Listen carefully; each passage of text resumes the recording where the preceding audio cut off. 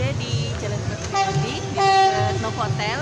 Saat sekarang masih menunggu kereta yang mau lewat. Kita mau coba untuk merekam perjalanan kereta di pagi hari ini yang dia selalu lintas mau ke Wonogiri.